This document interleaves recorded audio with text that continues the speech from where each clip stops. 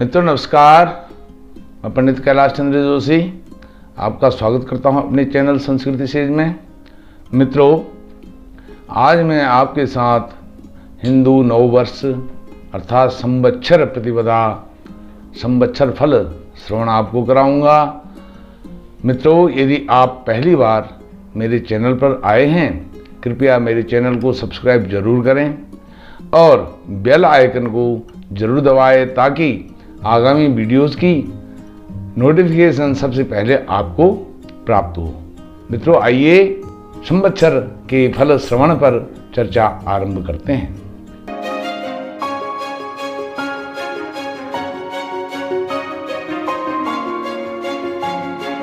अचिंत्या व्यक्त रूपाय निर्गुणाय गुणात्मने समस्त जगदाधार मूर्ति ब्रह्मणे नमः। संवत्सर प्रतिपदा के दिन निद्रा का त्याग करके, आलस्य प्रमाद का त्याग करके ब्राह्म मुहूर्त में शौच स्नानादि से निवृत्त होकर के नूतन स्वच्छ वस्त्र धारण करके ब्राह्मण श्रीमुख से संवत्सर का फल श्रवण करना चाहिए। संवत्सर फल श्रवण का महात्म्य वेदों में, पुराणों में, उपनिषद में, हमारे धर्मशास्त्र धर्म ग्रंथों में विस्तार पूर्वक बताया गया है।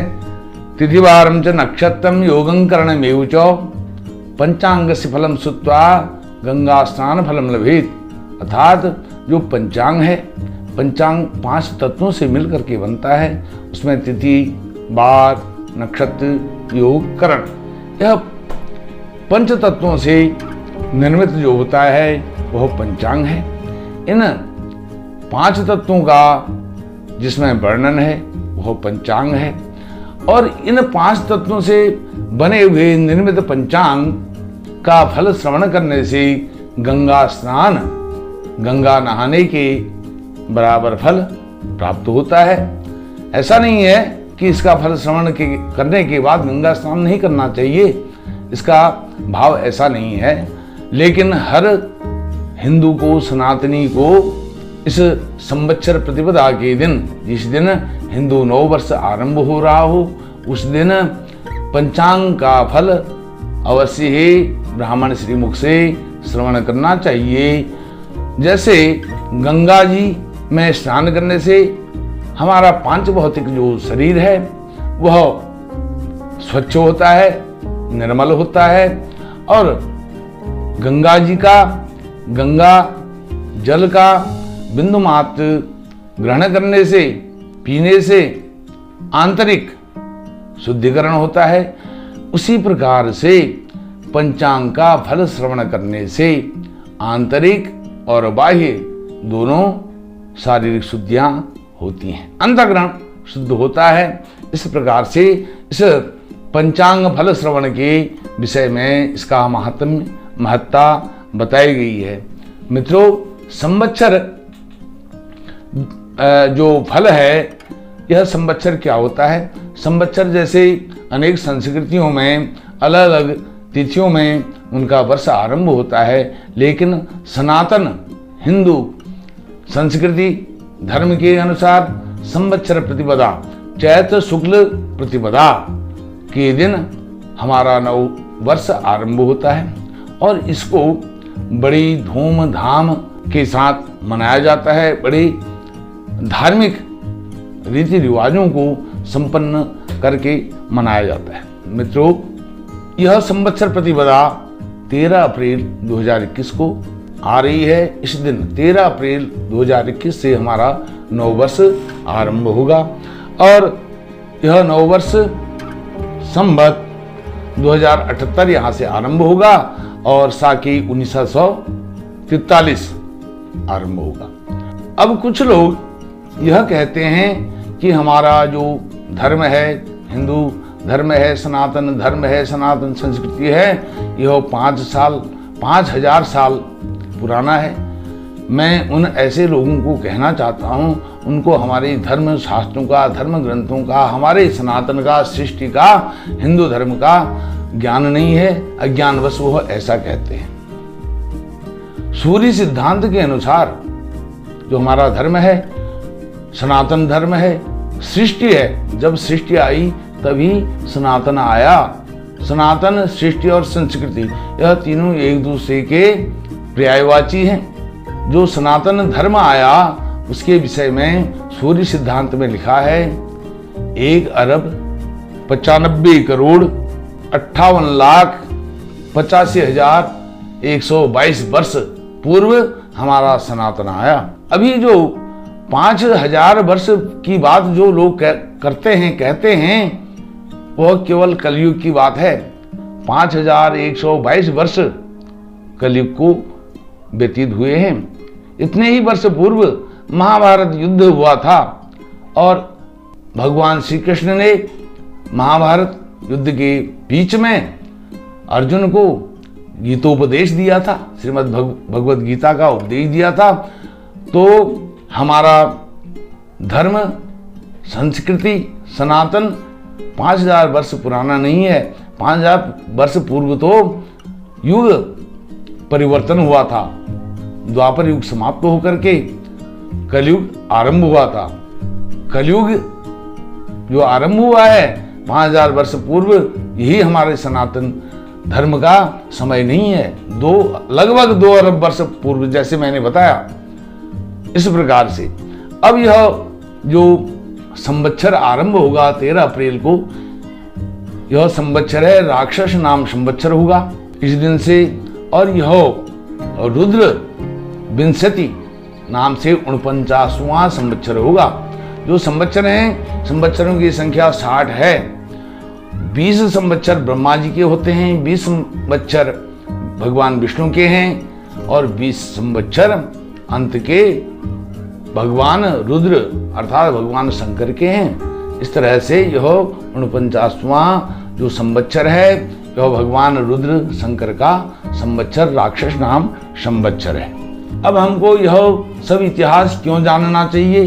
क्योंकि हम सनातन ही हैं। सनातन हिंदू परंपरा का हम संरक्षण करना चाहते हैं और संरक्षण करना भी चाहिए। जब हम संरक्षण करेंगे तब आने वाली जो हमारी वंशज हैं, पीढ़ियां हैं, वो भी इसको जान पाएंगे। हम बड़े माता पिता यदि अपने बच्चों के साथ बैठ करके सनातन के विषय में जानकारी लेंगे, श्रवण करेंगे इस फल को, तो कल को हमारे बच्चे जो भावी संतान है, भावी पीढ़ियां हैं, वो भी हमारा अनुसरण करेंगे। इस प्रकार से जो कलयुग की आयु है, इसमें जब संवत्सर का फल श्रवण करते हैं तो इसमें संक्षिप्त में अपना इतिहास, पृष्ठभूमि को भी हम जानना चाहते हैं। यह एक परंपरा है, वर्षों से 2 अरब वर्ष से चली आई परंपरा है। इसके विषय में हमें जानना चाहिए। तो जो कलयुग की संपूर्ण आयु है, जो वर्तमान में कलयुग चल रहा है, इसकी संपूर्ण आयु है 4,32,000 वर्ष, जिसमें से 5,122 वर्ष व्यतीत हो चुके हैं और 4,26,878 वर्ष शेष हैं। अर्थात अभी अभी यह समझना चाहिए, अभी अभी कलयुग का पदार्पण हुआ है, 5,000 वर्ष पूर्व हुआ है। इस प्रकार से कलयुग को यदि 4 से गुणा कर देंगे कलयुग के वर्षों को, तो सतयुग के वर्ष आएंगे। 3 से गुणा कर देंगे तो त्रेता के वर्ष आएंगे और 2 से कलयुग के वर्षों को गुणा कर देंगे तो द्वापर के वर्ष आएंगे।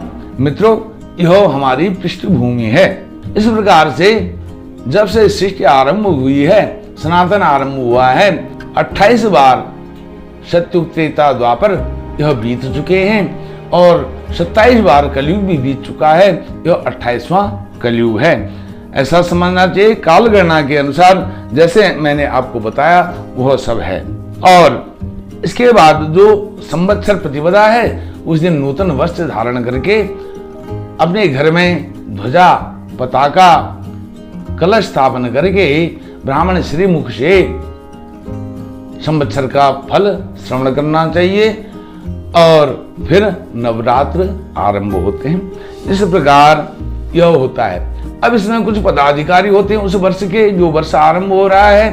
तो मित्रों, 13 अप्रैल को मंगलवार है, भौमवार है, इसलिए राक्षस नाम संवत्सर के जो राजा हैं वह मंगल हैं। जिस बार को एक संक्षिप्त सा नियम है, छोटा सा नियम है, जिस बार को संवत्सर प्रतिपदा होती है वह बार राजा होता है वर्ष का। तो मंगलवार 13 अप्रैल को होने के कारण मंगल राजा हैं।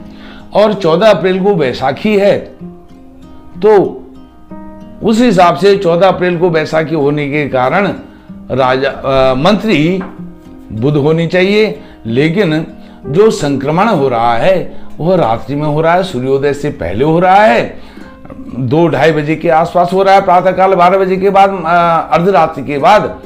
तो जो वार प्रवृत्त है, वार सूर्योदय से लेकर के अगले दिन जो सूर्योदय होता है, अगला सूर्योदय होता है, उसके बीच में वही वार प्रवृत्त माना जाता है। ये मंगलवार है, 13 अप्रैल सूर्योदय के समय में जो वार है, 14 अप्रैल सूर्योदय से पूर्व तक वह वार रहेगा, अर्थात मंगलवार रहेगा।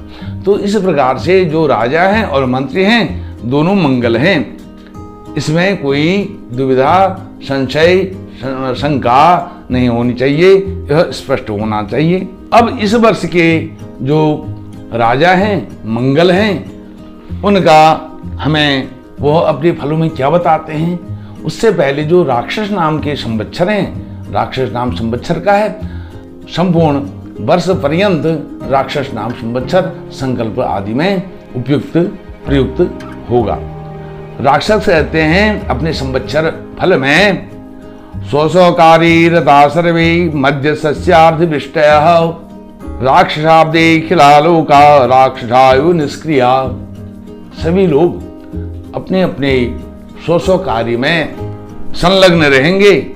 वर्षा व अन्न उत्पादन मध्यम होगा, उत्तम कोटि का नहीं होगा।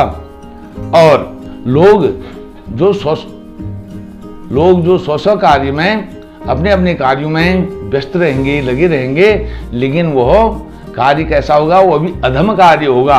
अपने वह पुण्य कार्य नहीं करेंगे, राक्षसी प्रवृत्ति के कार्यों में वह संलग्न रहेंगे, राक्षसी क्रिया में लगे रहेंगे। अर्थात आज के परिप्रेक्ष्य में हम देखें, राक्षस कौन हैं? जो आतंकवादी हैं, जो दूसरों का खून बहाते हैं, जो निर्दोषों को हताहत करते हैं, उनको हम राक्षस की संज्ञा दे सकते हैं। इसमें कोई दो राय नहीं, कोई हिचक नहीं होनी चाहिए।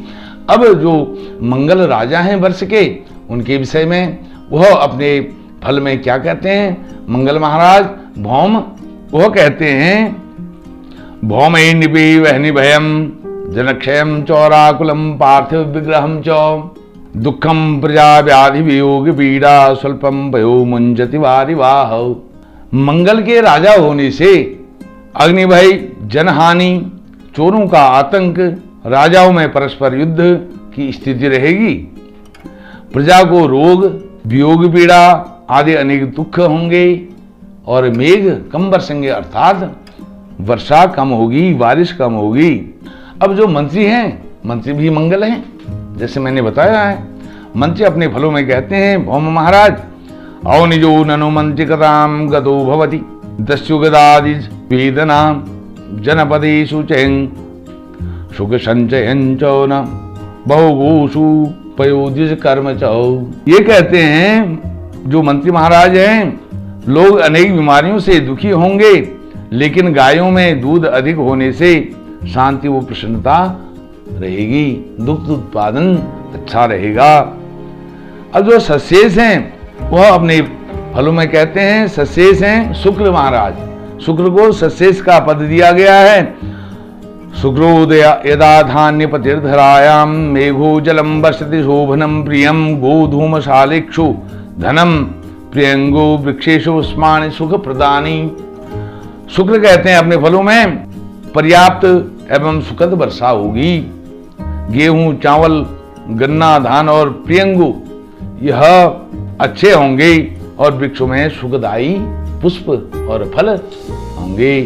जो धान्य हैं, धान्य अनाज के मालिक हैं, स्वामी हैं, वह बुध महाराज हैं। वह कहते हैं, बुध धान्याधिपे मेघा जलम मुंचते वै भृशम सैंधवे लाट देशे चौ माधो अल्पम च वर्षति। यदि बुध धान्याधिप हो तो जल बहुत वर्षे बहुत बारिश होगी कह रहे हैं, बाढ़ आदि की शंका बता रहे हैं। सिंधु और लाट देश में वर्षा कम होगी। जो वर्षा के मालिक हैं, स्वामी हैं, वो चंद्रमा हैं। चंद्रमा कहते हैं ससनितो यद पेयदि गोमस्य जखरादिषु दुग्ध रसम तदा फलवती धन धान्यवती धरा विविध भोगवती ननुभामिनी चौ। चंद्रमा के मेघेश होने से गौ, भैंस, बकरी आदि जानवरों का पर्याप्त दूध उपलब्ध होगा, कृषि उपज अच्छी मिलेगी, फलों का उत्पादन प्रचुर मात्रा में होगा और सबको सुख प्राप्त होगा। जो रसेश हैं, रस पदार्थों के स्वामी हैं, वह सूर्य हैं।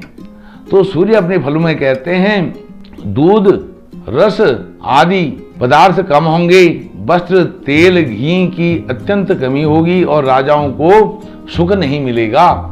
जो राजा, यहाँ पर राजा का तात्पर्य यह है जो बड़े लोग हैं, जो धनाढ्य लोग हैं, पैसे वाले लोग हैं, वैभवशाली लोग हैं, ऐश्वर्यशाली लोग हैं, उनको सुख की कम प्राप्त होगी। जो निरस पदार्थ हैं, सोना, चांदी, लोहा, तांबा आदि, पत्थर आदि, इसके जो स्वामी हैं शुक्र हैं। शुक्र अपने फलों में कहते हैं कपूर, अगर, गंध, सोना, मोती आदि जो रत्न हैं, मणि हैं, माणिक्य हैं, यह सभी सस्ते होंगे। जो फलों के स्वामी हैं फलेश, वह चंद्रमा है। वह कहते हैं जब फलों के स्वामी चंद्रमा होते हैं तब वृक्षों में फल तथा बेलों में फूल, जो बेल होते हैं, बेलें, उनमें फूल बहुत लगे होंगी और ब्राह्मणों को अच्छा भोजन प्राप्त होगा। राजा लोग न्यायशील एवं भ्रमणशील होंगे। राजा न्यायशील होता है, भ्रमणशील, भ्रमणशील अपने प्रजा में भ्रमण करना, अपने देश में भ्रमण करना, प्रजा का हाल चाल लेना, यह राजा का काम होगा और यह वह बखूबी इस कार्य को निभाएंगे। कौन? राजा। अब जो दुर्गेश हैं वह रक्षा के स्वामी, रक्षा करने वाले, जो हमारी आपकी सबकी रक्षा करते हैं, देश की रक्षा करते हैं, उसके स्वामी भी चंद्रमा होते हैं। तो बता रहे हैं चंद्रमा अपने फलों में राजा सुराज्य करेंगे, प्रजा आनंद करेगी, चीनी, मिठाई, दूध, दही, घी के भोगियों, व्यापारियों को लाभ होगा, राजाओं में युद्ध की संभावना होगी। इस प्रकार से यह है संपूर्ण मैंने आपको बताया है। इसके बाद मैं आपको बताऊंगा कि जो बैसाखी है, संवत्सर प्रतिपदा के दिन मेष सिंह धन राशि वालों को, मेष सिंह धन राशि वालों को चंद्रमा प्रतिकूल है, अपैठ है। और बैसाखी के दिन वृक्ष, कन्या, मकर राशि वालों को चंद्रमा प्रतिकूल है, अपैठ है। और वामपाद जो है, बौपे जिसको कहते हैं, और रोहिणी, मृगशिरा, आद्रा, इन नक्षत्रों में जिन जातकों का, मानव जाति का जन्म हुआ है, उनको बैसाखी के दिन वामपाद रहेगा। और एक सूचना मैं आपको और दूंगा, इसके विषय में काफी जिज्ञासु जन होते हैं। आय व्यय चक्र जानने के, वर्ष भर उनकी कितनी आय होगी, कितनी इनकम होगी, कितना एक्सपेंडिचर होगा, आय और व्यय।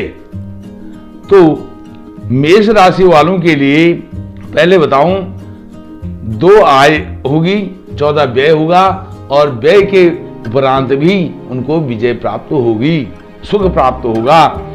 और वृषभ राशि के लिए 11 आय है, 5 व्यय है, उनको भी विजय प्राप्त होगी। मिथुन राशि के लिए 2 आय है, 5 व्यय है, उनको सम्मान प्राप्त होगा। कर्क राशि के लिए 11 आय है, 14 व्यय है, उनको हानि होगी। सिंह राशि के लिए 14 आय है, 11 व्यय है, हानि प्राप्त होगी।